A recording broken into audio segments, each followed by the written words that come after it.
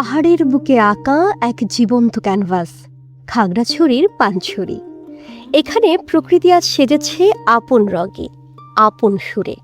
চারিদিকে ফুটে আছে কৃষ্ণচূড়ার আগুন রাঙা উচ্ছ্বাস, জারুলের মায়াবী বেগুনি সৌন্দর্য আর সোনালুর ঝলমলে সোনালি আভা, যেন রঙের তুলিতে আঁকা এক স্বপ্নলোক।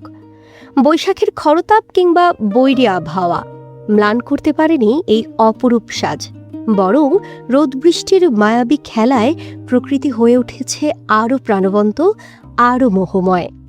উপজেলার সড়কপথ, মাঠের আইল, গ্রামের আঙিনা, সবখানেই এখন রঙের উৎসব। ফুলে ফুলে সাজানো পথ ধরে এগুলেই দূর থেকে ভেসে আসে এক বংশীবাদকের সুমধুর সুর। প্রকৃতির রং আর বাঁশির মায়াবী সুরে এই সেতুবন্ধন মুহূর্তেই ছুঁয়ে যায় হৃদয়, জাগিয়ে তোলে অনুভবের গভীরতা। স্থানীয়দের ভাষায় এই সময়ের পানছড়ি শুধু দেখার নয়, অনুভব করার মতো এক পার্থিব সৌন্দর্য। সোনালী ফুল দেখতে আমার অনেক ভালো লাগে। আমাদের মায়া কাননে অনেকগুলো সোনালী ফুল আছে। মায়াবিনী লেখা আছে, মায়া কানন আছে, রামাদ্দাম আছে, পাঞ্চের শান্তিপুর অনুভূতির আছে। অপরূপ সৌন্দর্যের এলাকা আমাদের এই খাগড়াছড়ি জেলা। এই খাগড়াছড়ি জেলার একটি অন্যতম উপজেলা হচ্ছে পানছড়ি।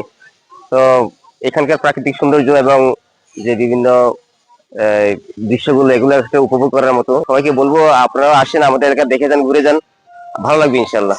ফুল অনেক সুন্দর, আমার অনেক ভালো লাগে।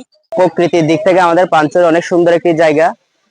এই বৈশাখ মাসে আরো সুন্দর হয়ে উঠেছে কৃষ্ণচূড়া ফুলের। আমাদের উপজেলা পার্ক অনেক সুন্দর, ওখানে অনেক ফুল ফুট আছে।